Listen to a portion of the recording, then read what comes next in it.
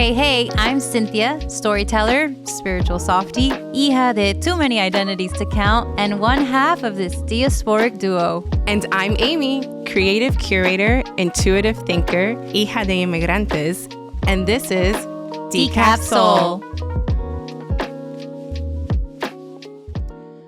Welcome, friends, to our second episode of decafSOUL. Today, we're going to be diving into a topic that's deeply human, complex in many, many ways, and near and dear to our hearts. And that is the experience of immigrant families, communities, and especially migrant children. Yes, when families arrive in a new country, the journey is rarely easy. For children, it means navigating not only a new culture and language, but also systems that don't always recognize their needs or their strengths. Behind every policy and headline are real families, parents making impossible choices, and children carrying stories of both resilience and loss. So, to help us unpack this, we are joined by our very good friend, Fabiola Morales. Fabiola was previously a family support specialist, service coordination for unaccompanied minors. So we're going to talk about what it means to grow up between worlds, the challenges that these families and children face when navigating these really, really complex systems, and how communities can really step in and create safety, belonging, care, and also just awareness, especially with the recent executive orders and policies that are being placed in our country right now. So, welcome, Fabiola Morales. Yes, welcome. Thank you. Would you like Thank to you guys for introduce having yourself? us. Yes, tell us about yourself. So, Fabiola. I am 33 years old. I have lived majority of my life in the U.S. I migrated to the United States when I was about 6 years old, almost 7. That memory is hazy. I can never really give somebody a straight answer at how old I was when I got here because it all just happened so fast. Okay. I am the first graduate high school and college of my family. I am the eldest. I am the eldest granddaughter. I am the oldest child. Wow. I am the oldest cousin. So I have first of many. I have, yes, all the pressure as a Mexican daughter, grandchild, and cousin. And so I came to this country when I was very young, raised here. Morals and values are torn between the American world and the Mexican culture. Wow. Mm-hmm. Do you feel like I know you said you don't remember like the exact age that you were here. Do you remember what might have been your first like experience realizing that cultural shock from like being born, living in Mexico, and then like suddenly coming here? Yeah. So I have a memory of arriving to the U.S. And it's this really hazy, weird memory that I have of highways. We don't have highways at home. When I left, we barely had any pavement. So when I was here and I was picked up from the airport, I was in a car ride and I was looking out the windows and I saw highways. What is this? I saw like the famous circles. Yeah. Right? And just different traffic lights. Again, we didn't have these, right? And I remember so much, even though I was a child. And, you know, a lot of memories as children, you stop having them at a certain age or you begin to have them at a certain age. And for me, I have them, but they're odd. They're very weird memories because it's not just, you can pinpoint something, it's just highways. Do you mind me asking, where are you from in Mexico? Oaxaca. Okay. I'm from El Estado de Oaxaca. That's where I'm from. I was born in Mexico City. Okay. But we did not stay there long, and we moved back to where my mother's family is, which is Oaxaca. Okay. And that's where I was raised up until I came here to the U.S. Wow. Well, thank you for sharing that. So I think, first of all, I just want to shout out your dress right now. Oh, thank you. Yeah. It's beautiful. Is that from Oaxaca? I'm not really sure where this is from because as my mother likes to remind me, the embroidery, if that's how you pronounce it. I wish we could do like a zoom in because it's just so Each beautiful. region has its own design. Wow. So they know where this is from based on the design. On the design itself. Yeah. It's so interesting. It's like that in many countries. Mm-hmm. Like For example, Palestine has like each small city or like, you know, town has a different kind of embroidery that they do. And so like when they do it on the dresses, and I find that that's such a beautiful thing, because like the same thing happens in South America, in Mexico, like, so actually like a lot of stories are told through embroidery, and it's like a woman-centered thing, because like not by anything wrong, it's just it is a story. You know? My mom always tells me that it is a story, and she was like, oh, this is from this and this, and you don't understand, it's so expensive, they make it by hand. And I'm like, I had no idea. I love it. When you walked in, I was like, oh, I know, she's ready. So nice. This is so nice. Represent, girl. So I know we wanted to talk a little bit more about like your specific connection to your work as working in migrant children. So we do have some questions that we want to ask you. Of course. So first question, what first drew you to working with immigrant families and migrant children in the first place? Yeah. So like I mentioned, I came here when I was a child, right? So I, you know, you do what you need to do. Your parents do what they need to do. My mom came a year before me. She came here trying to pave way, trying to make sure that she had something before she sent over for me. Right. And really the main reason why we came here is because I was a very sickly kid. Oh. I was very sick. And the weather and the pollution in Mexico City, where I was born, and even down the coast where my mom's family is from, was detrimental to my health. I couldn't. I'm asthmatic. Okay. So I couldn't. And the doctors, you know, all the medication possible, all the steroids possible for my asthma. And they said she really just needs a climate change. No way. She needs to go live somewhere where it has all 4 seasons. And so when I came to the U.S., I came by myself with 2 strangers. Wow. Because my mother was already here. And my father's not in my life. So when I came here, my mother had to figure out, how am I going to get her here? It's her health. And we're talking back in, maybe 99, somewhere around there. Yeah. And I didn't know any better. All I knew was I had to memorize a name. Wow. So her name? No, I had to memorize a name. Oh, the people that were with you? Got it. No, Got it. a name. So like I had to memorize a name that I Got needed to make sure I had it down before I came. Right. So that's all I knew. And this is 6, 7 years old, right? All I knew is that the day that I memorized it was the day that I did a dance recital for school. It was a Catholic school I went to. As soon as that dance recital was done, all I remember was hugging my grandmother crying, and I didn't know why. And the next thing you know, I was on a plane with 2 strangers. Oh my God. And so then I came here, had an asthma attack once. You came here, you had an asthma attack. Question. So when you were in Mexico, did you have any asthma attacks? Oh, there? yeah, every day. I was sick probably 6 days out of the week. Okay, so you were like actively I was ill. sick all the time. So like I had to walk to school. And the day that I got to go to school, I had to walk there. That would cause an asthma attack. Right. So that would put me back in bed for the rest of the week until I was better. Wow. So when I got here, 1 asthma attack.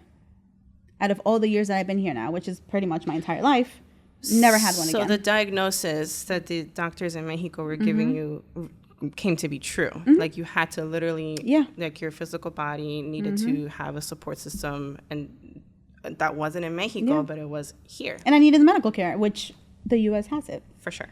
Right? Compared to the medical care in Mexico, the U.S.'s medical care is amazing. So, so I got here as what is considered an unaccompanied child because they were not my parents. I came here to reunify with my mother, who was already here. So I identified with this population so much. So like when I found this posting online of what they were doing with the unaccompanied children program, I was like, this is literally me back when I first got here. And this was like what, like right after you graduated? No, or this like was maybe a year or 2 after I graduated. I'm going to say maybe this was back in because even then I graduated late for the same reason. I was undocumented till a certain point, right? Because like I was telling you guys before, there are many laws that are gate kept. Yeah. Because everybody wants you to be documented in the U.S., but nobody wants to tell you how. Right? So I didn't know of certain laws that I could apply for, or certain laws that I even qualified for. So once we found out, and in our community, in the Hispanic community, a lot of things that are found out is from word of mouth. From, so and so were able to get their papers. I'm like, oh my God, how? And then from there's like, oh, I qualify for that. Is that because you were telling me a little bit before? Is that the siege? The SIDGE? So it's SIDGE. Can you explain what SIDGE is? Is Special Immigrant Juvenile Status. Don't remember exactly what the qualifying criteria are, except for a couple, which was stay in school, basically finish out high school, no family, meaning do not get pregnant, do not get married before a certain age. Obviously, certain states have different requirements in age. New Jersey at that point was you qualified for that law if you were 21 and under. Oh, really? When I found out about this law, oh man, I was this close to turning 21. Oh man. So my attorney, my mother, and everything else, we had to move so fast. Yeah. right. Because of course. as long as the application is in before your birthday, you were golden. so even if you turned 21, it was okay because it was already in. That's such a nerve-wracking experience. Exactly. though. And again, I've never wouldn't have known this if somebody that my mother knew didn't tell her, oh, guess what? So and so got their papers and they did it through this. I've never heard of it. And my mom was like, no. I've never heard of this. Yeah. Me neither. And it's because again, do you feel like it's still being gatekept now? Does it exist still? so yeah, absolutely. So the program that I was working for, majority of the children who crossed into the United States qualified for this law. Okay. A lot of these kids that were crossing either to reunify with their parent, but they also were abandoned by one of the other parents. And that's the number one thing that I want to highlight about this law. You need to have either abuse, neglect, or abandonment from one parent or both. Oh. To qualify. That's a criteria? That is. Which is why it's called Special Immigrant Juvenile Status. Right. Look it up. Right. Because in my case, I was abandoned by my father. And So in that the eyes, automatically qualified me. qualified you. But it's not lengthy, but in my head it makes sense the way that they do it. You have to go through family court first. Okay. Yeah. Your parent has to, the parent or whoever is sponsoring you has to have full custody of yourself. So this again makes it 10 times harder when your other parent abandoned you. You have to still search out the other parent so they can denounce custody and give it to the other parent. So a lot of unaccompanied minors actually don't qualify because they can't even access their parents, for example. Right. But there's ways around it. Wow. There's ways around it. An attorney who really wants to help you will figure out a way. Well, that's another thing, right? Right? Who But really it wants also to comes help down to by the time that you get to your interview with immigration, obviously they will go through it. I mean, when I got to my interview for immigration, they asked me a bunch of questions that were already told to them, just had to repeat them and make sure the facts were facting. Right. Yeah. Right? Yeah. But it's that first. Family court is probably the hardest out of everything because you have to find the other parent or you have to show attempts of finding the other parent. There's going to be different criteria, but there's going to be different circumstances for every child. A parent could have passed away. Yeah, because the story is the same. But then again, does that count as neglect, abuse, or abandonment? Wow. Right? You have to really think about that. And can an attorney figure out a way? You have to think about it. Yeah. Right? So it's like, it's not easy. And the law itself now is very popular now because of the program. Right? So it's like these children that we're crossing, these children that are coming here for either refuge, for just survival, or to be reunified with their parent. There's still other laws, asylum. But SIDGE was definitely the most popular one because they either didn't have a parent or they didn't have either. And if they were reunifying with a family member, that family member can become the sponsor, but they have to prove where the parents are. And if the parents are deceased or abandoned, you just have to make an attempt to try and see if you can reach out to them. It's for them to denounce custody and give it to whoever is sponsoring you. You know, it kind of makes me think like, obviously there's so much to what these laws and these policies are being put into place, and they're supposed to help us out. They're supposed to help the children out. They're supposed to help the families out. But they make it so hard to even just answer a question as easily as like you feel like you have to think twice. You have to think 1, 2, 3, 4, 5 times before even opening your mouth. And you're asking kids as young as what? I mean, I worked with children that were like 5 years old. Okay. Right? Yeah. But, you know, how do I word this? Or maybe, I mean, yeah. So the hardest thing for these children to understand when they came to the United States was learning how to be a child. Okay. Because trying to acclimate children that are coming from a different country where at the age of 14, you're already considered an independent adult in your mind because you needed to provide for yourself in a third world country, and coming to the United States where you're expected to be a child and not having to work and not having to provide for yourself was the hardest thing for them to acclimate to. So explaining to them what the different immigration policies and different immigration laws that they qualify for doesn't really mean anything to them because they want to know how they're going to survive and how they're going to send money back home. As young as what, 5? Not 5 per se, because there are children there. Sure. But I'm talking about maybe perhaps 13 and up. Yeah. Yeah. That was the hardest thing to acclimate them to is... And they're doing it in a different language. Absolutely. A lot of the times. Like, yeah. But all they wanted to alone. do, and all they wanted to do was work.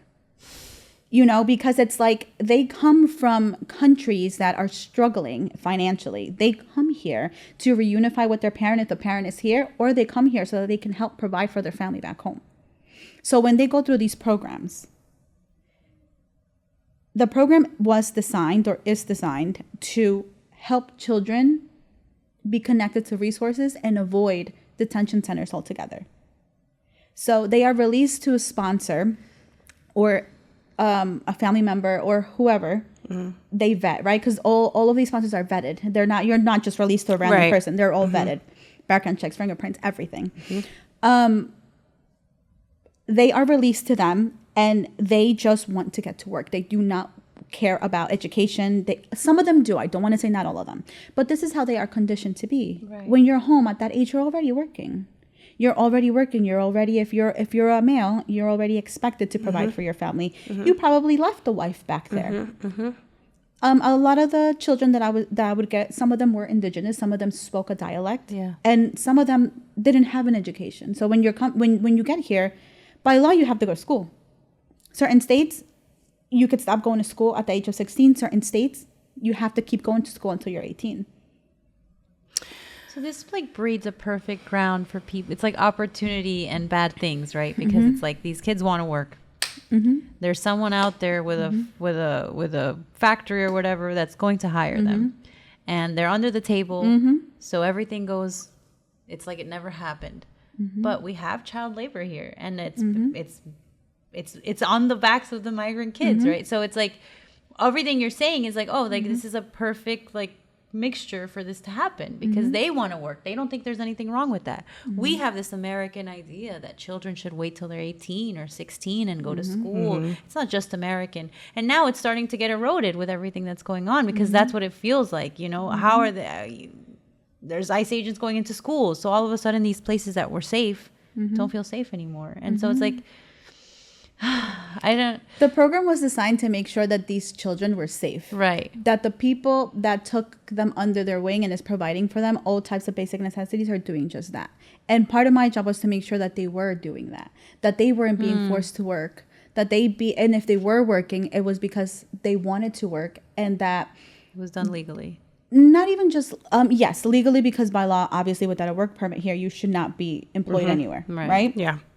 Reality is different when you're an immigrant. Just what it is. Yeah.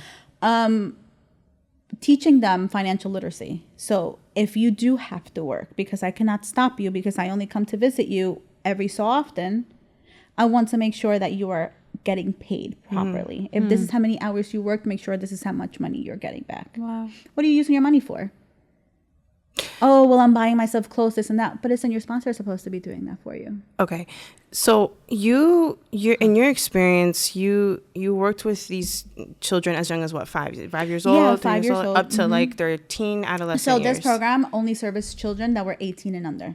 Okay. Because that's the whole point, right? Making sure that when you're when you're coming into the United States, that the children aren't being held in the detention centers with adults. So this program is to separate them from that, allowing them to go back into the community, awaiting for a court date. So if not the biggest responsibility we had was finding them legal representation. That is number one, because they will eventually have a court date. And we needed to make sure that they had representation when it came time to go in front of the judge. And during that time, we either had to make sure that they qualify for SIDGE, did they qualify for asylum, what do they qualify for? If they don't qualify for anything, they at least need to show up to the first court date with an attorney. What would happen sometimes if they didn't qualify for anything? Sometimes they would just be like, okay, at immigration, be like, okay, thank you for showing up. And then they would be okay to go back into the community. From the little cases that I saw, however, the waiting list to get a court date was so long that I think I only got to see 1 or 2 children out of the time that I worked there go in front of a judge. How long were you there for? I think I did the work for about 2 years. Wow. Oh my God. Some kids, you see, this program is great. I love this program. This program spoke to me so much, and the help that we would provide to those children was amazing. But there were so many seeking refuge, needing help, that the waiting list was so long. The money was a lot. How do you afford an attorney? Yeah, everybody has to be pro bono, basically. Everybody. And everybody needs to be pro bono. The list is insanely long.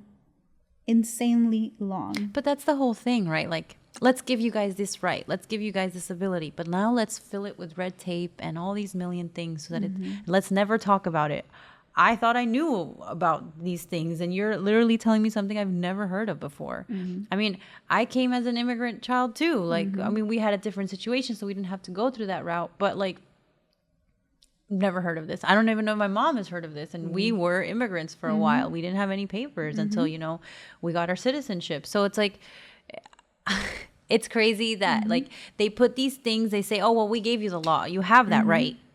Now let me give you 17 other, a bunch of different other things that are like, make it difficult for you to achieve that. And Yeah, go ahead. I'm these going to ask the next question. applications to submit into immigration are expensive. Yes, Of course. they are. Okay, so it's not just about you need to thousands of do it the dollars right way. easily. Absolutely, we're all going to do it the right way, right? But facilitate it. Facilitate it a little bit. Yes. Like, Yeah. help us help you in a way, Yes. because it's like, yes, we know what to do. Okay, now we have the law, but you need to have this much money in order to start the process. And you're talking to either, let's say, for example, kids that aren't supposed to be working. Right. Who don't have an adult with them, only someone. It's like, exactly. So you kind of like tie everybody's hands behind their back and say, well, we put the laws there. You can figure it out. How? How? So I guess this kind of leads to my next question, because we're already talking about it. So I feel like, how do you feel like these immigration policies and these systems affect children, adolescents differently than they affect adults that actually have to go through it? Is it because it's strictly their age restriction? It's because children are helpless. Okay. Wow. Talk about that. Because you can't do anything without an adult. You can't do anything without an adult. An adult can go out there, bust their ass, work, save up the money like I did, because I was older when this happened. Right. I busted my 21, behind yeah. to make sure that I accomplished what I needed to accomplish. These children, if they're not reunifying with a parent, and it's an aunt or uncle or even a distant family or distant friend or whoever it is that they may reunify with, they don't have the money to access any of this. They don't. And then they have to wait until they're older to do something about it. But by then, the help is done because they turned 18 and they're out of the system. So it's a bit more complicated for children, because if we don't help them, or if their sponsor, adult, does not help them, who helps them? And get the shit. Some of these sponsors were only 18 themselves, 20 themselves, 21 themselves. No It's like way. 2 children helping 2 children. Yeah. Right. So it's like, again, great. They avoided the detention center. Amazing. Great, because we have to give them the flowers wherever necessary. Yeah. But then they were released to a child that's now looking after a child. So it's like, choosers can't be beggars in a type of way. You know what I'm saying? But it's like, it impacts them more than an adult, because an adult will find a way. But a child can't find a way without depending on an adult. And if the adult they're reunified with does not really have the desire to help them they won't help them. But if the child reunifies with an adult that really has the will to help them, they will make it through. Okay, so now to me, what it sounds like now it's creating this feeling of resilience, right? Which what I've learned, I think these were conversations that we've had before, that resilience is a good thing because it can pick you back up from getting knocked over so many times, but sometimes it's not necessarily a good thing. Sometimes it's exhausting. Yeah. Sometimes it's tiring. It's Sometimes, taxing on you. Yeah, on you you do as a- so your much psyche. that you need to do, and these are children that we're talking about, and This is like prime time for development. it's and kind you're of gonna, like, yeah, it's you're gonna like, take what- every security, how safety are they net away from coping? them. How you can't even begin to imagine what they must be feeling, what they must be doing. The only thing that you can probably guess is that they just have to go. They just have to do it. They have to go through it. Another important thing to highlight here is that these kids did not see this program as helpful. Okay. Because we were getting in their way of their resilience. They're coming here to the United States to make a better life for themselves. And this program is limiting them because we want them to be children. We want them to comply with the law. We want them to not work because they're supposed to be in school. We're going to give you resources. We want to give you education. But their mentality is different. They came here to have the American dream, to make money to send back home. So we were getting in their way. Does that make sense? Yeah, no, No, it does. 100%. So it's like, and it's one of those things that if you're not an immigrant, you're not going to understand. no, you it. make. I'm like, it makes perfect sense. And I to just any, didn't think about it before. to you know what I anybody mean? else, it looks ungrateful. Because why aren't you complying with the program that is meant to help you? But you don't Are you, understand. are you as an institution gonna feed me, clothe me, make sure that I have the things I need? No, right? So there's that. 100%. We were getting in the way of their dream, Wow. of their desires, of wanting to move forward. Because we wanted to go ahead and help them reach the American dream and just help them obtain health insurance, education, clothing. But when you are born and raised in a third world country, you become independent at a very young age. Yeah. So all the things that I'm offering you, you're like, I can do that myself. Right. Yeah. At 14. Right. Or I don't need it. All I need to do is work so I can go ahead and provide for my family back home. Wow. So I think I kind of want to talk a little bit about, I don't want to make this whole episode about what's happening now, right, with the current administration, because I think our stories are so much stronger than the stuff that is coming out. But I do want to mention it. Yeah. Sorry, the coffee. So I think if I want to ask you, what we see online, what we see every day, because it's always a new piece of information every single day, every single hour. We are being targeted, and when I say we, I mean like immigrant, not like our immigrant communities. Everyone who is not, who doesn't fit the criteria of what the American. I mean, at this point, it's people should of be. color. Yeah, like it's honestly. not even Latinos only. Profiling. Yeah, It's it's heavy, profiling. and It's we heavy fought so profiling. long to stop that. Like the stop in Frisk in New York, that was a huge thing. Yes. And we're going backwards so fast that it's hard to catch your breath. And then, oh my God, I'm sorry to cut you off. No. But sometimes, so I work as a nurse in a hospital when with older folks. They all watch Fox News because they're older or whatever, and just to hear the rhetoric coming from these shows that make everyone seem like the bad guy except them. How like constantly like we're ungrateful, we're un-American for standing up for the immigrants, and you're like, no, like actually it's American, it's an American belief to believe that we all have the right to due process, we all have the right, like all these things, right, that they're literally stripping away just because racial profiling or blah blah blah blah, right? Like it's happening so quickly. And I don't know, what was your question? I think it's like the jarring things that come to mind is one of the most recent ones where anybody who fits the criteria of speaking with an accent, working in environments that are either factory setting or where it's easy to sort of target Latinos, and who are of like a little bit darker skin color. Like when I read that for the first time, I thought it was a fever dream. I thought I was like, what this? Okay, so this happened. All right, this happened. And I started to think about, obviously, like not only your community, but like your father, your mother, your brother, your sister, your cousin. And it's like, okay, well, it got to the point where I started to be really concerned for the first time ever for my family. Even though they've been here for so long, even though they came here in a way that that you're supposed to, right? And they just, for the first time, I asked my father, "Do you have your passport?" I've never asked that. I know. Right? Do you have a passport? Like, are you good? Like, I just want to make sure, because he was a plant manager for exactly what it is, like for a printing for a factory company. So it's like, and I know so many other men and women who are employed in these environments. So it's just became such like easy targets. And I'm not saying that this has been going on since before. Like you just know it because we're living in this age, so we see it. You know what we've become? The Latinos have become the deer population in the United States. What do I mean by that? The deer population has grown so much that what do they have now? Open hunting seasons on deer to control the population. What an analogy. Wow.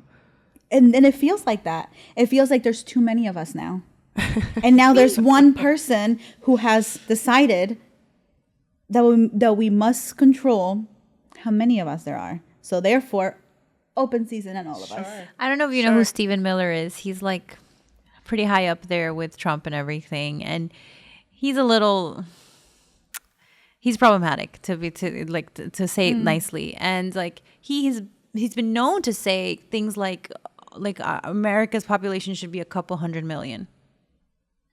What does that mean? Right. And who gets to partake in that 100 million? Exactly. Who makes the cut on that one? What's the criteria for that one? The right hand of the president, who's saying these things publicly, who said even worse things about like the wars in the Middle East, who genuinely, I'm like, this person does not give value to most people in the world. Like that's what that is. That's what that means. To your point about asking your father if he had his passport, the children that I used to work with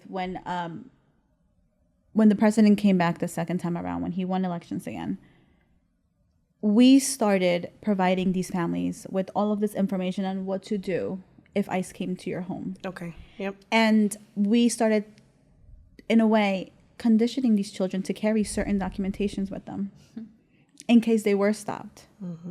Right? In case they were questioned. Here's my document that says that I entered. I am in process of my immigration hearings, and this is the person that I'm residing with. And it was a piece of paper, blue paper, with child's picture on it, current address that they were released to, and the name of the person they were released to.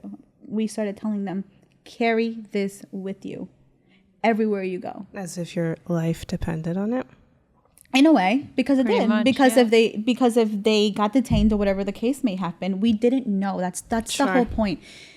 They're children, and we all think, oh, but the children will be released. Okay, yeah, but we don't know that. We don't know that because nothing is being done lawfully anymore. Nope. No, It's like not. you said, it's like, open season. Right. So we had to train all these kids. Like, this is what you need to carry. This is what you need to say. And this is what you don't say. Matter of fact, don't say anything. Right. So When it's does it get to the point where you just don't say anything? And they're children, but it's like, also remember, these children are not always reunified with the parent. Sure. Remember that. And I say remember that because they are literally alone. If it's not so reunification alone, with their parent, they are alone. Like And we're having this sometimes- conversation right now, and there's kids out there that Absolutely, 100%. 100%. If I wasn't reunified with my mother when I first came here, I don't know what the heck would be of my life. Right. I don't know where I would be. I always say this to my partner. Was like, I have no idea what my life would be like. I probably would have been dead because I was so sickly. That's right. Or I wouldn't have been able to have the freedom to just be exactly who I am. Right. right? My life would have been so much different. I am thankful. I am always very thankful to this country for what it's been able to provide for me, but I'm also very sad by the things that it has taken away from me. Lately, I've been feeling the sadness of like, what's going on? Like, I don't know. It's like it's not about being pro-American or pro anything. You know, there's a lot of things that this country has given to people like you, people like me. You know, our immigrants' families. We have grown above our means that we thought we couldn't do in our countries. You know, like there's so much that has been given to us because of this country. Yeah. But what changed? What changed in the American people that we can no longer coexist? What changed that made them all so hateful? What changed? Because in one point in time, we were all able to cohabitate in the same country with the same dream, with the same purpose. Yeah. And now we can't, because now you're like, well, if you don't like it, go back to where you came from. Just as easy as that. I don't ever want to give power to one person, especially for a person that I personally think is just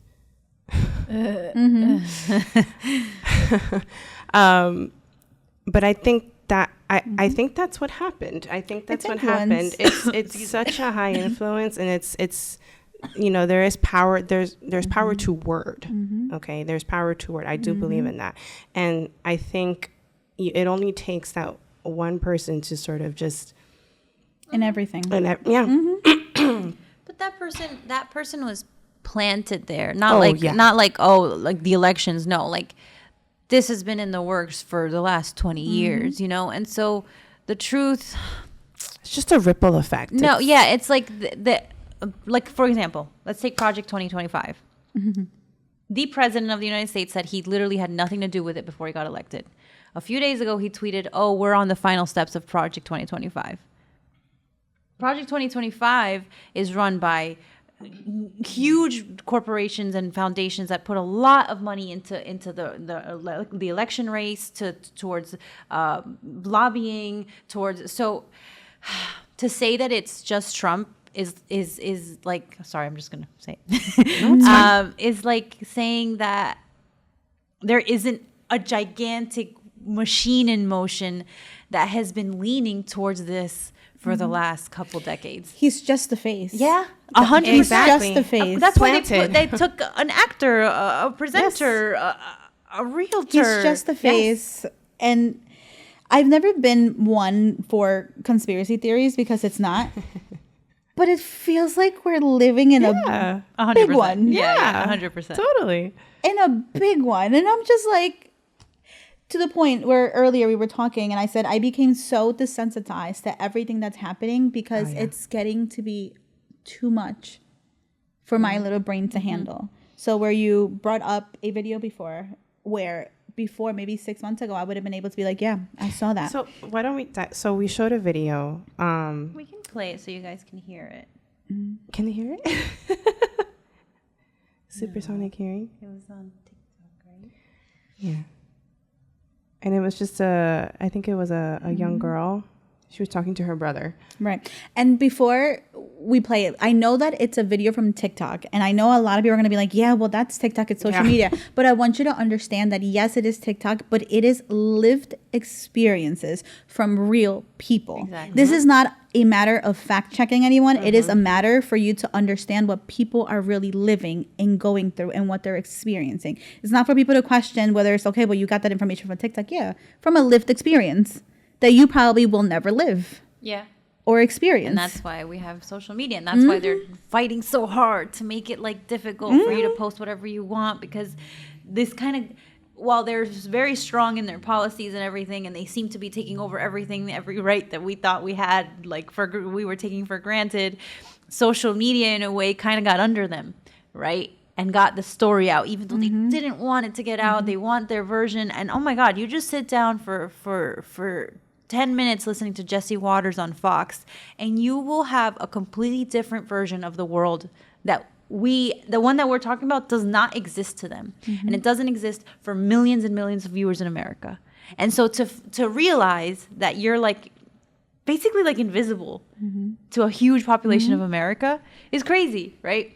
And so like, it's important. Social media in a way is important. It's unfair to call it like, oh, it's not a real source anymore, because at this point, those are first sources. Those are like more source than the news channel telling you the story about it. Actually watching a video of someone living it is a first source, right? And so like, you know, I think it's a great way to see the truth. Yep. But it's getting harder to tell the truth lately, because they're starting to like rein it in. The way that we intake information has escalated rapidly, and it's in a way, like we were just saying, you literally just said before we started that the way that you're retaining the information, for some reason you're holding on to it, you're grabbing it. But for me, it's a little hard for me to retain that information. I don't know if it's because there's a piece of news coming out every second of every day. And sometimes I do want to like clock out, but I sometimes I can't, right? So like, how do where did this line become so blurred that on social media, where you're right, it's like you get that piece of information, it's almost like there's an emotional attachment to it, because it's like whatever you feel or you believe in, that certain post from that direct source, from where they are in the front lines in Gaza, or in what's happening in the communities where ICE is breaking down your doors, it's like you believe that, right? Because that's your personal belief. So you attach yourself to that piece of information versus like whatever else you deem as like, that's fake news for me. Like that's performative for me. So even then it's hard. It's not even hard. I would say it's become clearer to distinguish because you're going back to what your personal beliefs are in the first place.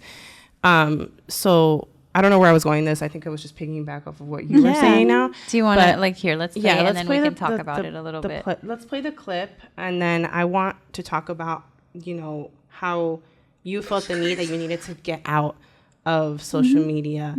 Because my question to you would be like, how do you still stay connected to it? Okay, so we can play it. It was crazy. It felt like a fever dream. It felt like it didn't happen. I was like going to put away my computer, and I looked through a window. There's 3 black trucks. Like, the windows are all tinted. Yeah. And then there's Garcia. Like, they're going back in. And because Garcia was already in dismissal. Yeah. And after that, I hear on the like announcements, like we're in a soft lockdown. I didn't think much of the trucks. I thought there was just a fight in Garcia and they had a gun or a knife. But like, what were the kids saying? They were crying because they either didn't have papers, or their kids, like in your classroom. The kids, or their parents or grandparents that had papers. So like when we were going out, like they were telling us like, if your parents don't want you to go out, just stay here. And But like, how are kids getting picked up? Because like a lot of kids, their parents don't have papers, and ICE was there. I took some kids in my class, like their parents don't have papers, or either they don't have papers. Wait, they came with you? Like, yeah, my mom picked them up and drove them to their house. That's good. But like, so the school was allowing any parent to take kids? Yeah. Okay. They pinpoint weaknesses. They're picking up adults. Who's picking up the kids? Somebody's got to show up for those kids at the school, right? Yeah. So again, a lot of also, this was in Chicago about like 2 days ago, or a day ago, actually. It just happened. And again, this brings a sense of community, right? So like the parents who did have documentation, who did have IDs, coming together to, don't worry about it. You don't have to come pick up your child. I'll get them for you. I'll drop them off to your home. So that's where the collectiveness is coming in too. Yeah. You know, we talked about this earlier too, about the division. Can you just repeat what you said? Because that was really good. Like we talked about how there's division in movements, but there's also division between different groups, being like, you weren't here, but I was there at that time, and whatnot. And when do we show up? This is the opposite of that, right? Like, for example, like Absolutely. in real time. So I think obviously, you know, I don't really know how to define this or how to explain this to you other than convenience. right now it's not convenient for you. It's not affecting your community. Yeah. Yep. So it's like somebody said, I'm going to the grocery store. What would you guys like? Ignoring the whole movement of what's going on. But you want us to come through for you. And it's that kind of mentality that's going to keep dividing us. Right? And it's right now. Anybody who has a sense of empathy, of knowing the difference between right and wrong, those are the people coming together to just try and get those kids to go home to their parents rather than have the parents come. They get picked up. And then what happens to the children? It's just like, at what point, like, where is the line, right? Because they've gone to hospitals, they're going to schools, they're threatening to take the kids at this point, like kids that might be in the middle of legal processes. Kids, and this is the way that they sell it. That gets the other side going. Okay. These are kids who missed their first court hearing. Oh, so then yeah, I don't see why they can't get picked up. They knew they had to show up, so why didn't they? Yeah, but then also they're taking the kids from the court hearings too. So it's like all of it. Thank you. And then again, and this is not even just a problem of immigrants. This is a problem of the entire government. There's not enough resources. So you want this child to show up to their court hearing. They're going to be taken. They show up with representation. They might still be taken. Happened to my mother. She showed up to a court hearing. She thought she was showing up for a traffic ticket. She got picked up and taken. That's so scary. Right? So it's like, again, safe haven states are still being infiltrated by the people they're not supposed to be infiltrated by. That's what I'm saying. There's no line right now. There isn't. There isn't a line, because right now the only line that is being respected is what's legal and what's not. And again, something that I read, fact check me later, is the fact that this is a immigration topic. Coming in undocumented is not a crime. It's not a criminal crime, and it's not a federal crime, and it's an immigration policy violation.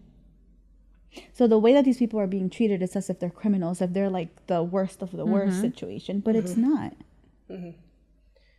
That's what they say when they're doing, like, their press secretary is on, like, Carolyn Levitt or whatever, and she's like, these are all criminals, and she shows pictures of 5 or 6 who are actual criminals. But I'm like, but you took a couple thousand the last few months. What about all of those that weren't actually criminals, right? But they're so good at just like evading the question, evading and directing towards whatever they want. There's no such thing as the, like, it's honestly, it's so rough to watch. The picture has been painted. Yeah. Like you said, there's no empathy. There is no empathy, and it stops becoming political. Yes. It's now, you're wrong and you know that. But you're still going to continue to do it. Literally. It's inhumane.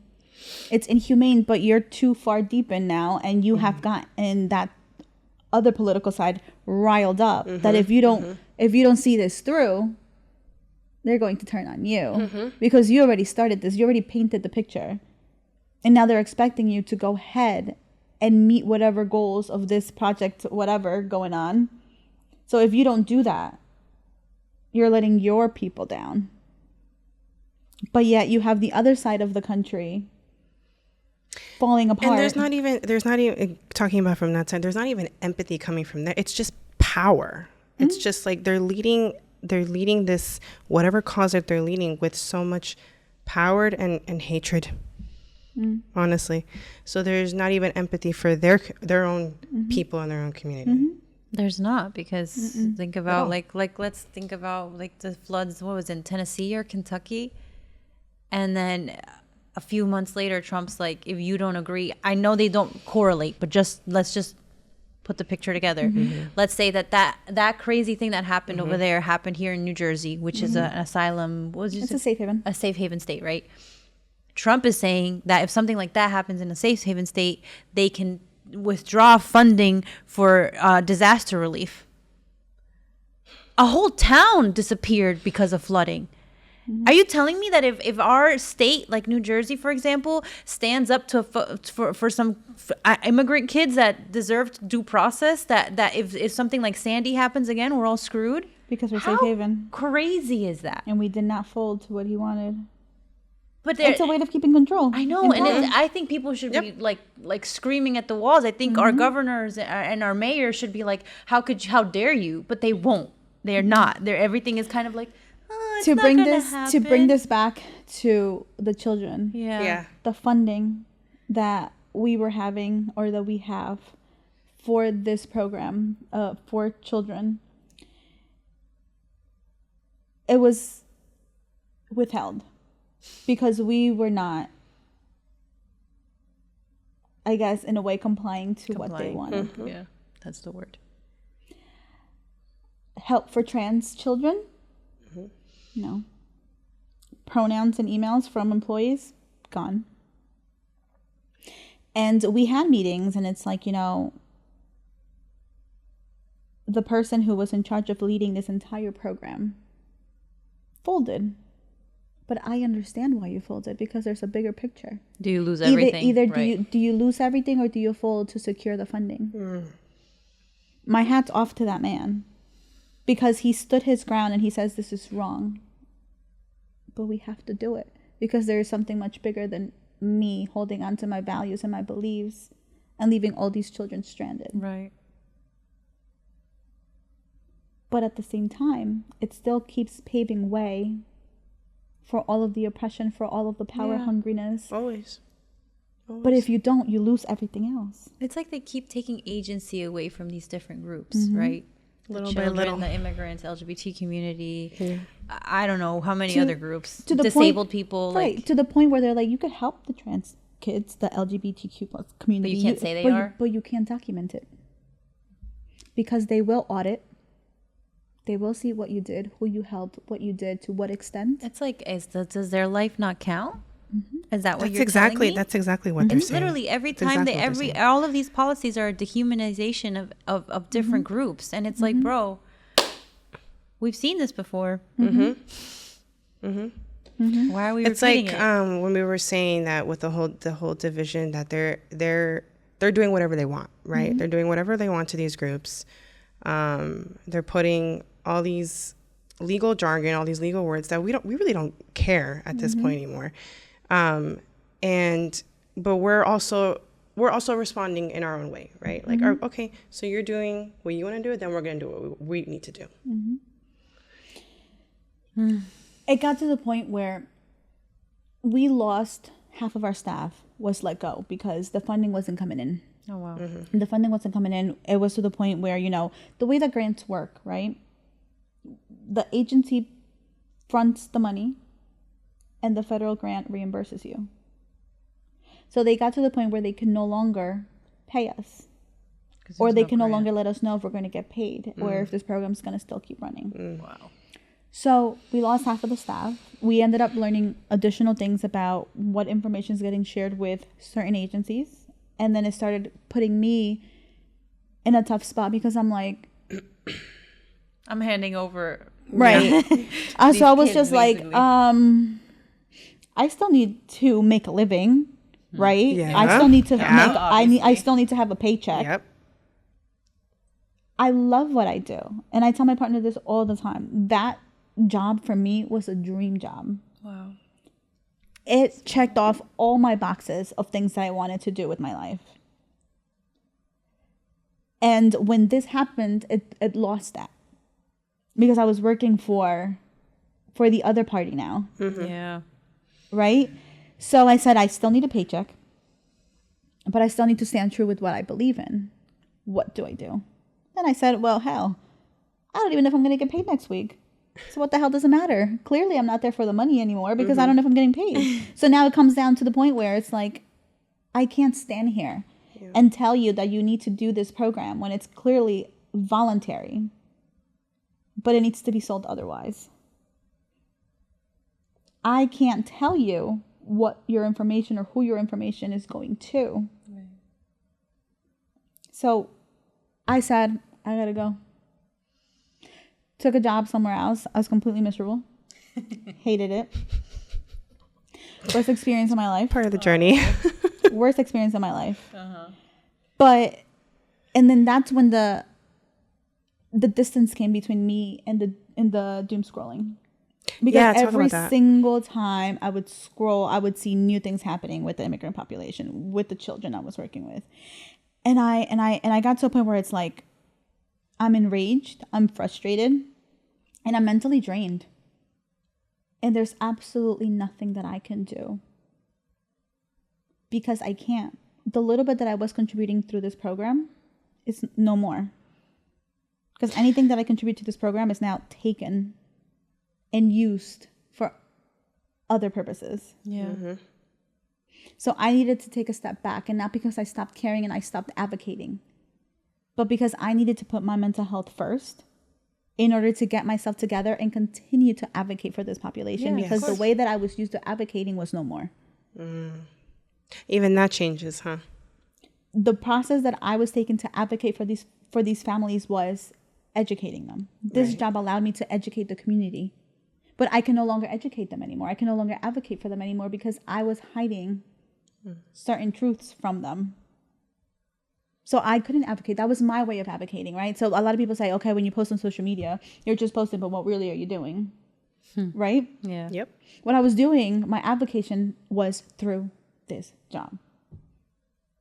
Educating families on the different types of immigration laws that these kids will qualify through. Would you say there is anything else in place, a program like it that exists right now? That is there something there? No, absolutely not. This program's still standing. I want you guys to know that. Right. Yes. Funding, determination of funding is still underway because federal grants are, if I'm not mistaken, valid for 2 years. I believe that this grant year is almost coming to an end. And I think they've reapplied to see if they are going to still get funding.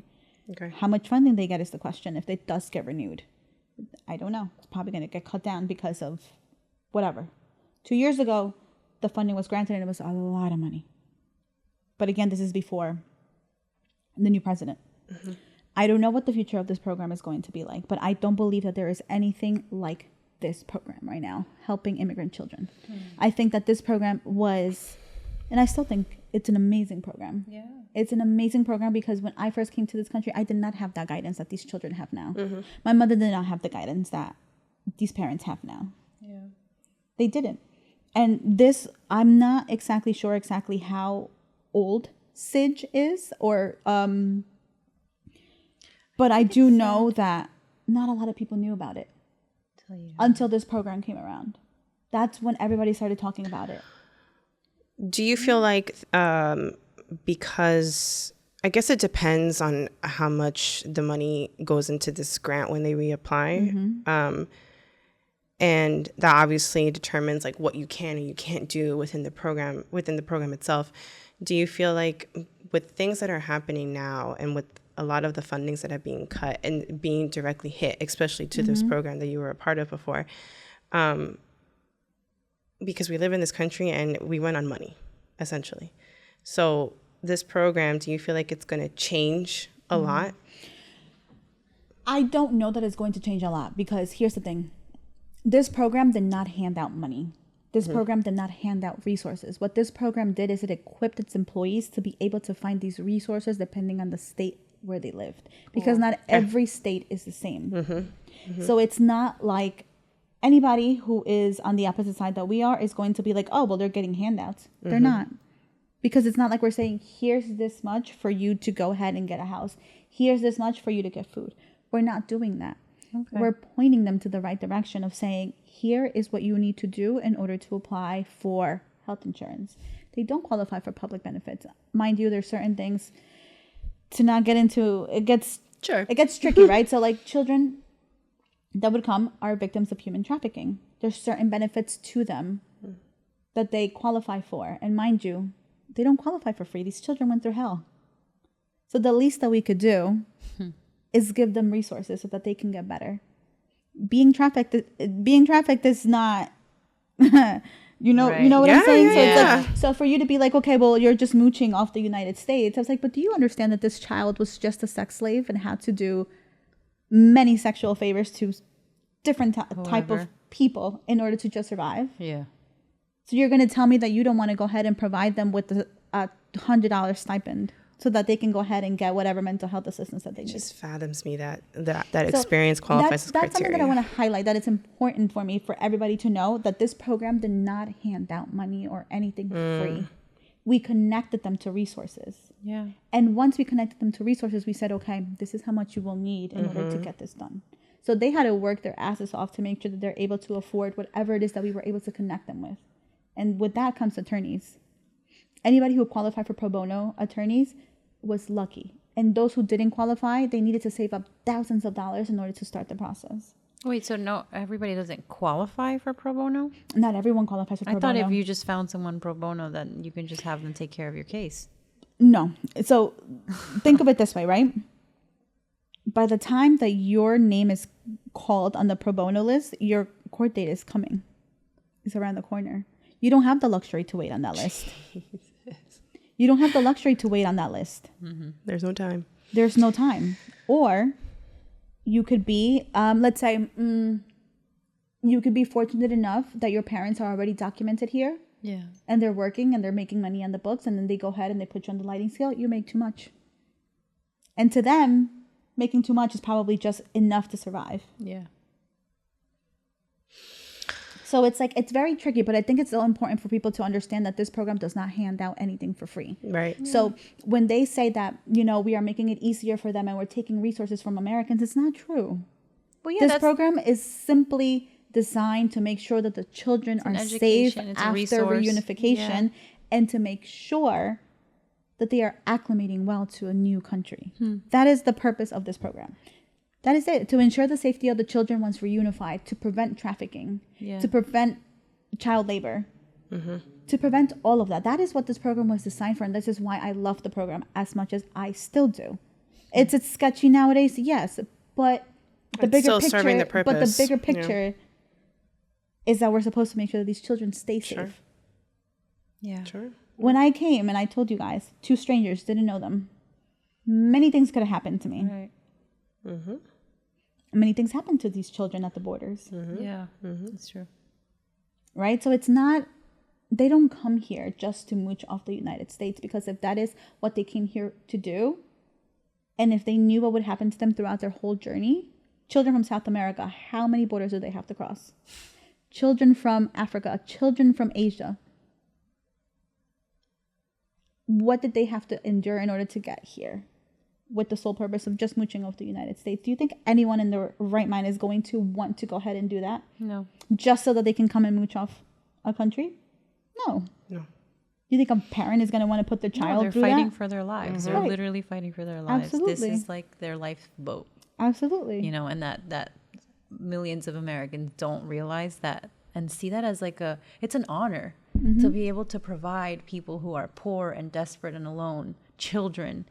It's an honor to be able to provide that for people. It is. It is an honor to know that your country can provide that. Exactly. Yeah. And that's when we were like, I'm getting sad. This whole American thing that, like, you know, we can talk all we want and there's things that I don't like or whatever, but there was always this idea that we were some sort of, maybe it was fake, maybe it was never real, okay? But like we still had it, and you know, it's getting all like ripped away. I do wonder though, since you've been in this with this program and working, and you were yourself an unaccompanied minor, did you ever see kids get lost in the shuffle, like even though they were already in the program and Yes getting and, help? Yes and no. I do think the vetting needed to be a little bit different. How? No idea. Because because there's different parts to this program, okay? So I was what's considered post-release services. So after these children were discharged or released from these facilities that they were placed in when coming into the U.S., we made sure that we maintained their safety and monitored their safety with the person they were released to. But the vetting happened when they were in those facilities. Okay. Those facilities were the ones to vet the sponsors, to gather all information, to be able to prove relationship. There's not one perfect program. It's not direct. It's not That consistent. No. There's no such thing as being perfect. In every program and anything out there, any grant out there, it's going to have imperfections, right? So I cannot hold them to maybe perhaps releasing a child to someone that wasn't entirely safe, because our people find ways around everything. And in order to have their family member released, they will provide what they need to provide. Yeah. Whether that child decides to stay living with that person they were originally... My stomach's growling. I'm so sorry. We can't hear that. That's okay. But whether that child decides to stay living with them, it's up to that child. Mm-hmm. So it's not that they were lost in translation. It's not that we go ahead and we left them behind. It's just that, again, remember, the mentality that these children come with is far different that the American dream is trying to provide for them. America's trying to protect children because we have very heavy laws protecting children. Are they always the greatest? Probably not. But again, there's nothing ever perfect. But if you come with good intentions, you do your best. You know, it's so interesting because right before this, I was doing a little tiny research. And apparently, I think it's right here. So the United States is one of the 2 countries that's part of the UN, along with Somalia, that has not ratified the UN Convention on the Rights of the Child. So that means that most countries, while they hold one thing and they do and they say that there's these laws and then there's ability, but then they go on the UN and they're one of the 2 countries in all of the countries in the UN that say we're not going to codify these rights for children because, there might be some issues with sovereignty or parental rights or family values. It's like there's always this thing where they say they're doing one thing, there's laws for it, but then there's another bigger law, maybe not bigger, but there's also another law that says, well, actually we don't fully support the rights of migrant children. Mm-hmm. But you just said it yourself, there's a difference between an American child and a migrant child. Yeah. Right? So it's like I feel like there shouldn't be, but it's so unfortunate that it is that way, because they rather protect the American child before they protect the immigrant child, rather than seeing it as they're just children, period. It is what it is. And that's the whole problem that this program has faced and the backlash that they have received. It's like, okay, but they're taking away from my American child. Like, no, you're not. But they're not. You have the same ability to access those resources like the immigrant children. Sure. They lack the education, which is why we're there to help them. You lack the education because you want to lack the education. You are from here. This is your country. This is where you're from. Look it up. Yeah. If you're not as educated as you should be, that is your problem. These children are coming in fresh. We are helping them acclimate to a country so that they know how to defend themselves in this country when they are of age. Yeah. You live here. You have the autonomy to go ahead and do all those things, but you choose not to because you are expecting somebody to come and hand them to you. You know, what a keen difference. 100%. What a keen difference. So it's like those resources that these children are accessing are available to you as well. But if you're choosing to not, whether it be because of pride, whether it be because of lack of education, it sounds like a you issue. Yeah. That's really what it is. I always say this all the time. I say it all the time. The resources have been out there. They are out there. Figure out how to access them. Yeah. And you and the migrant child can both receive the resources. There's actually enough for everybody. Like there is. There is. And this idea that is part of the fear game that we're all playing into. It's like, well, they're telling us that there's not. There's, Mark Zuckerberg was like, there's going to be a couple $1 billion lost in the AI race. Meanwhile, there's people starving. There's people with no health care. There's people that are losing. It's just like there's money for everything. There's resources for everyone. In feeding one or cutting your sandwich in half to give it to the other person, it is not making you lose anything. You know what I mean? It's just like there's this idea of like, God, American individualism, right? Or who deserves it more? When did we get to this point, though? Like, when did we get to this point? It's always been like that. Yes, but it has now been put in the forefront because of who is in administration right now. Yes. That's what they have gained courage. Like I said, it's a ripple effect. It's giving those like automatic brain messages to the rest of the people who think like him, who think like them, who just are feeding. They're feeding off of it. They're like destroying. They're feeding off of it willingly. There was an interview. There wasn't an interview. I'm not really sure what it was, to be honest with you. But I think it was in Congress. They were interviewing whoever at the time was the director of the Department of Human Services. The grant that I used to work for is under the Department of Human Services. Okay. There were thousands of children lost. Talk about it. It's easy to hear that, but unless you're working in there, they're not lost. They don't want to be found because they're being persecuted. Do you understand that? I've never heard someone say that. Do you understand that? Yeah, I understand it. And with that, it doesn't mean that the grant is not working. It means that the children we are servicing, it's true because human trafficking is very much true. prevalent. It's happening. And I'm not saying that these children aren't going through it and that they still don't have a sense of responsibility. They do. They have a responsibility to these children. But the other side of the coin is these children come here with the mentality that they want to work and provide for their family. Right. And again, they feel like this program is in their way of that. So what do? We vet the sponsor. We do our very best to make sure that this is a decent human being that is going to take care of this child. But by the time that services go into place, that we go and follow up with that family, the child is long gone. They decided they wanted to move to a different state because you know what? They could work. They could work. Going back to what they originally wanted to do in the want. first place. There's an objective. Their Excuse objective me. is to make money. That's So what they come here again, for. yes, perhaps a certain number of those children have been lost to human trafficking. Absolutely. I'm not denying that because it is true. But the other half does not want to be found. Because right now they're being persecuted. Yeah. Yeah. So you think these children are going to stick around And wait for their and wait to be their picked up court at hearing school? and their because now that's what Where they they do. already know, okay, well, if I go to my court hearing, there's a 99.9% chance I'm So gonna be there's gone. always, I've always said this, there's never a black and white. There's always a gray especially area. with this. definitely. There's always a gray area. Definitely. The government is not always wrong.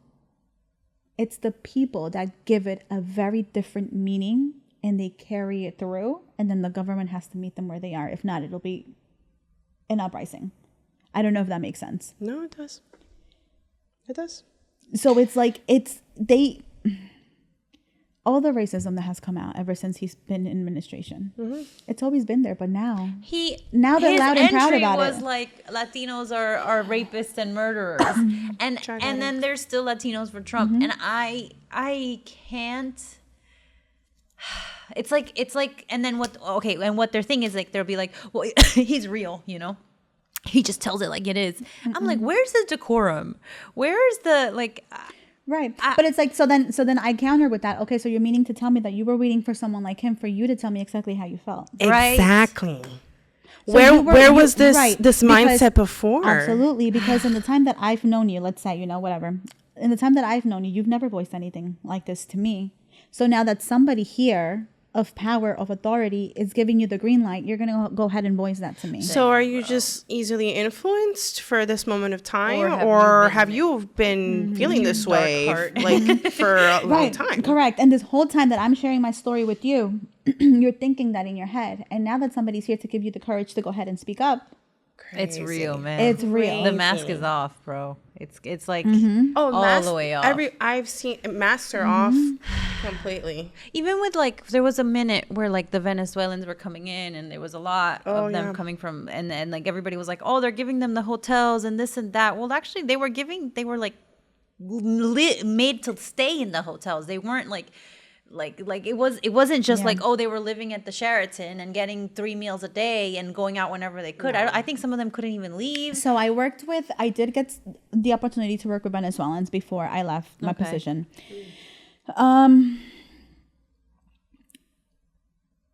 Okay. How do I say this?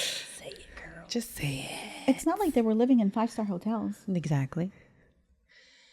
Yeah. So you're telling me that you feel envious of somebody that's living in a shelter Because when you live in a home, or you're making ends meet, or whatever the case is. You speak the language. You can go ahead out there and find yourself a nice little job. You're comparing yourself to somebody who has less than that. And you don't feel one little bit of shame? And still, we were losing nothing. No one, not one Latino that was talking crap about the Venezuelans in the hotels lost a meal, a paycheck, a single rate. Right. Do you know what I mean? Right. I was still able to go out and work, and I still ate. Was it hard? Absolutely. But it's hard for everyone. Yeah. I'm not envious of the person coming in here to seek refuge. I'm not envious of that. Why am I going to be envious of that? At this point, you can't pick and choose. Like it's just, It's like, come on now. They're fighting for their lives. They're coming here. I bet you 100%. If these people didn't have to leave their country, they wouldn't. yes. You think they want to be here? It's like, okay, well, then maybe they should go back. Okay, but understand that they're fighting for their lives. Yeah, Just like, understand that. Who wants to come and become a second-rate citizen? Like, because that's what we all encounter when we come into a different country, when we don't speak their language, or we don't know the way that things work or whatever. Like, we're literally treated like a second-class citizen, right? Until we can assimilate. You cannot compare your suffering to not being able to find a job and to not being able to afford groceries to that of having to escape a war. Right. And having Absolutely lost not. your entire family. Absolutely. Not for 1 not. second. You cannot compare your suffering to that of somebody escaping that. And that doesn't take away anything from your suffering here. Like, do you know what I mean? That's Yeah. what people, it's like this game of like who suffered the most. No, in your bubble, that might have been the worst day of your life. And that's what it is. There is somebody else in a different bubble that's having a worser day. That doesn't mean that your day is any less, right? It's like this kind of weird thing. Like, Okay, so how can we help each other out then? Okay, Like, that's are we the real question, right? Like, are we what just, do we do? I mean, I think Doom and we're gloom. helping each other out right now. I think the conversations need to just keep rolling in. They just need to keep happening because there's all the things that you have told You have us. so much knowledge It's in so your much head. knowledge and information that we didn't know.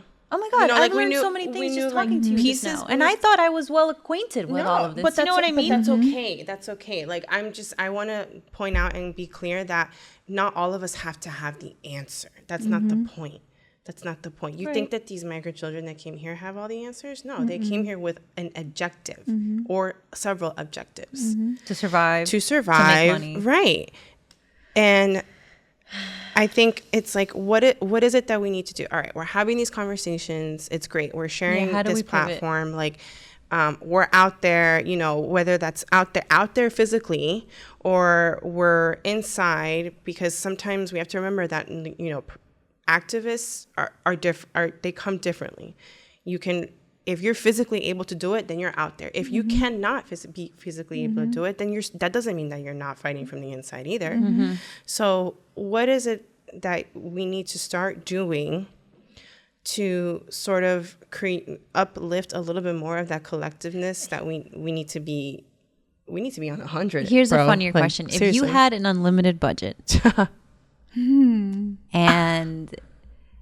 access to a list of every migrant child, is there a reality where you could put something in place where it's like let's just dream. Like okay, let's just say you have an unlimited budget. What would you do?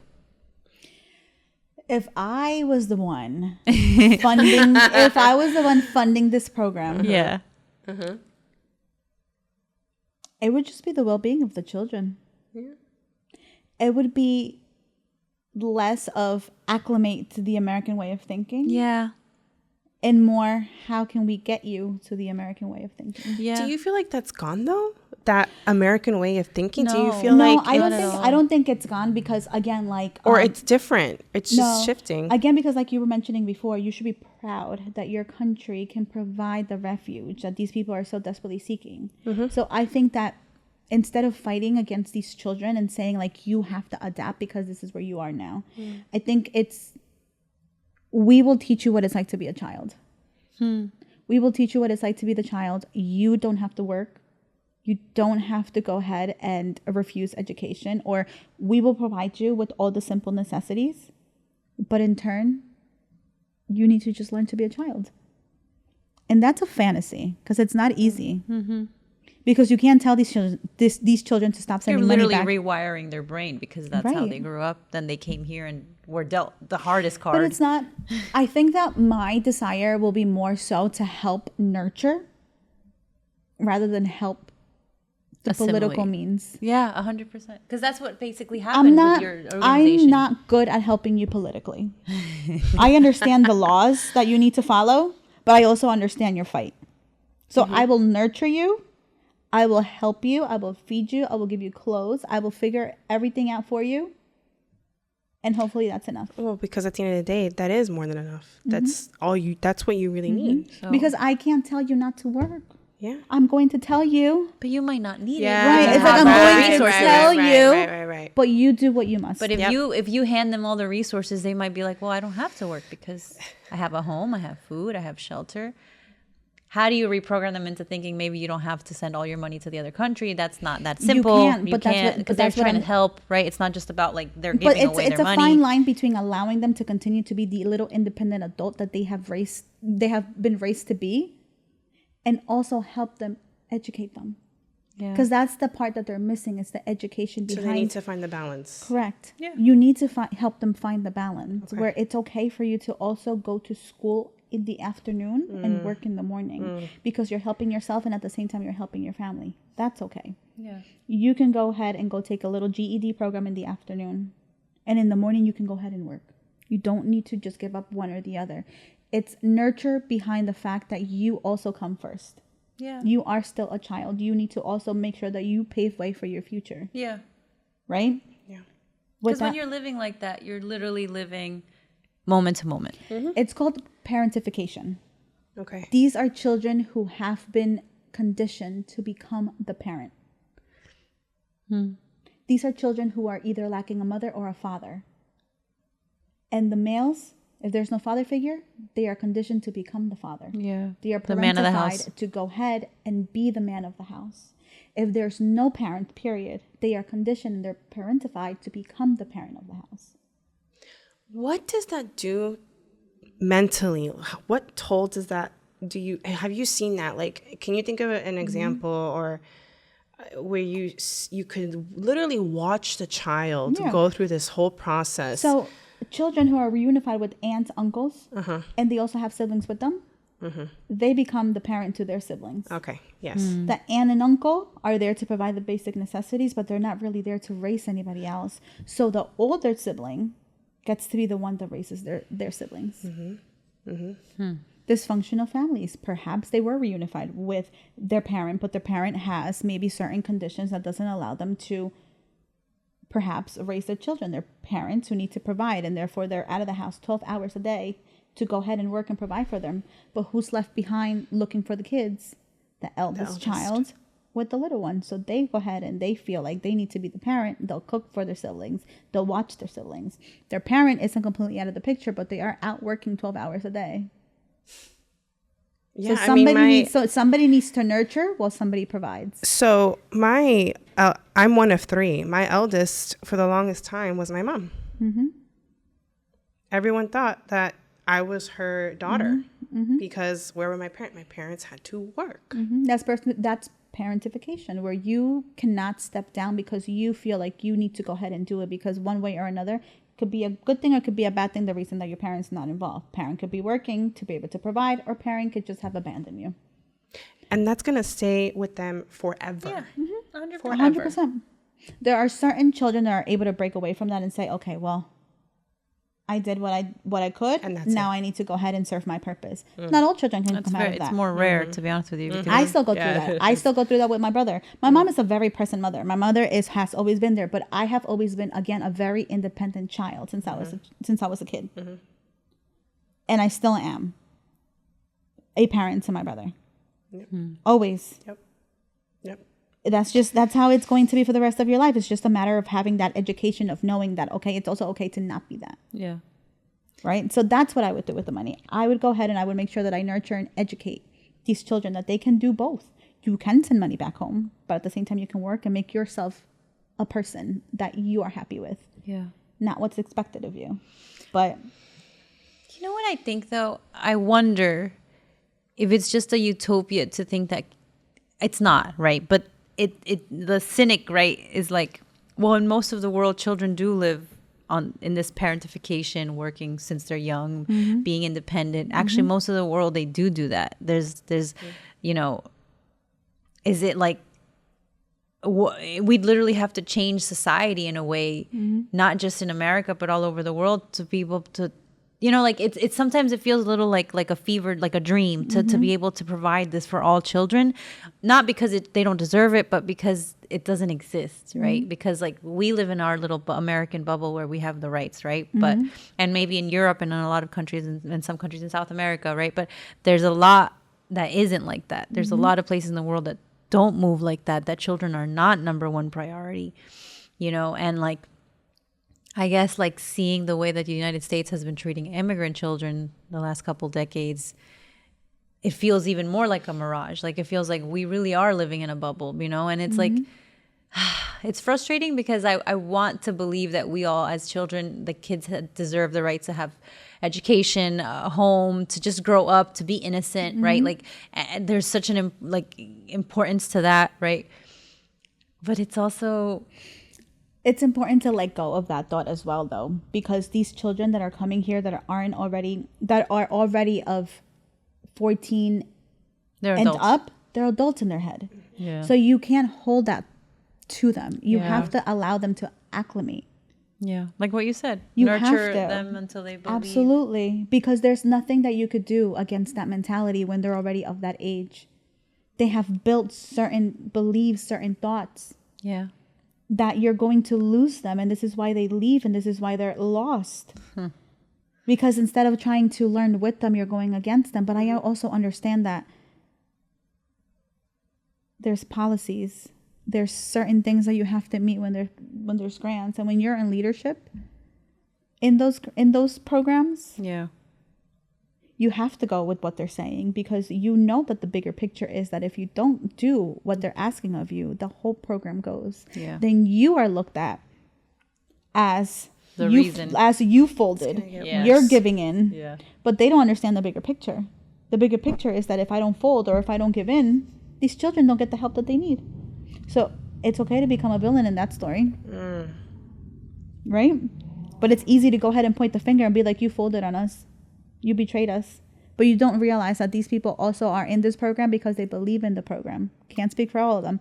But those that you can genuinely see, you can't hold it too much against them, because if they don't fold, the program goes and all of that help goes.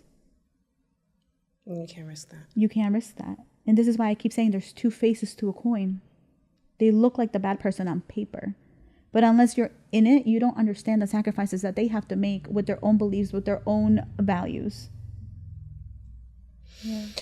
So we have to keep having these conversations. Yeah. You can't stop. You cannot stop. I think, like I said, the power of word is very strong. Yes. But we just want to say thank you, Fabi, for joining us in today's episode. I learned so much. Yes, thank you so much. And we want you to come back. Oh my God, yes. I would love We to want have you to it. come back. So we talked a lot about so many different things regarding your experience, immigration policies, what that specifically affects the migrant children, and how we can sort of collectively help them in more ways than one. So it's a lot to unpack, and I wanted to ask you, what helps you sort of decompress after a long, hard day of work? So I found a lot of refuge in plants. Ooh. I found a ton of refuge in plants. I like to refer to myself as being a little bit of an introvert and an extrovert. Okay. So I'm always in the middle. So plants have always been able to do that for me. After all of this chaos that's happening right now in the community, I just find refuge in them. I love them, but they have gotten so out of control that I also started selling them. Oh. And so I also made it like a little side hustle kind of situation. So that's what I do. Well, we love entrepreneurs here. So Oh, that's right. I'm not really sure where it's going just yet, because it's a concept that both my partner and I thought of. She came up with the name, and eventually, What is the name? photosynthesis. Oh. So, yeah. So Alejandro's a photographer, and obviously the synthesis for my plants. So we're still trying to come up with the concept of how we're going to integrate both of our hobbies together. That's so cool. So yeah, That's so cool. That's how we do it. Oh, that's amazing. So are you like, well, I guess you're still trying to figure it out. So it doesn't make, like, are you taking pictures of plants? Are you selling the plants? Well, Yeah, it's what's a that concept process? that we can't share just Okay. yet. Oh, Right? TBD. But it is something that's very near and dear to both Alejandra's heart and my heart, which is every time I keep saying thank you for having us, I mean, like, because she's also like a very big part of my world. So it's like every time I say it, I always include her. But it's something that we're still trying to figure out. But I do know that my part of the plants is just that. It's Hoyas. The name of like the genus of the plants is Hoyas. So that's just what I do. I grow them. And there's a huge plant community out there, which I never knew about. I didn't know either because, again, I'm not an extrovert to the point where I'm going out to make new friends. Sure, yeah. So I'm going out there to buy plants, and if in the transaction I make a friend, then great. So, Fabiola, how do you take your cafe? I used to be a person that used to drink my coffee black. Just black, straight up. Just nothing. black. Wow. And I soon realized that You're like, there's no joy in there's this. no joy in it. So let's add a little bit of sugar, a little bit of flavor there. So now I just take mine light and sweet. Okay. Light and sweet. See, I that. told you, coffee changes like allergies. It does. It does. It does. And you know what? I'm not an iced. You're not iced? Either. Oh, I'm not a nice. You know, I'm very surprised that a lot of people have said ice. Yeah, I don't get that. But you know, I think I'm the only. I don't know. I don't care if it's 100 degrees outside. Me neither. I mean, I don't care. Either, I will drink my coffee before I leave into the 100-degree weather, but my coffee is going to I'll be like consumed sweating. hot. This is so good. knowing that I have coffee running through my veins right now. Yeah. Yep. And I saw your first episode, Do you like it? and I loved it. And I want to say, Yes. I am the spicy Latina. I love it. I am. Decaf here, baby. Decaf here. This is not decaf soul anymore. But Oh you my know, god. but like I was telling my partner, like there's always, again, I'm gonna always keep saying there's two faces to a coin. Yeah. Right? You're the other side to my coin. Yeah. And it's like, and I love that when you guys first introduced it, I was like, we were wondering, it's like, what does it mean? What is decafSOUL? Like, I want to know how they got their name. So I'm like, it makes absolute sense. And we loved it. So glad you I'm so glad. We're so happy that you were here Well, with us thank you guys today. for having us. Or me, because Alejandra's here. She's always going to be here, but Yes, thank Thanks, Fabi. of course. All right, guys. So that's it for today's episode, and we'll see you in the next one. Bye. Decaf Soul is produced by WNN World News Network. Follow us at decafSOUL Podcast on Instagram, YouTube, and Spotify. New episodes every Friday.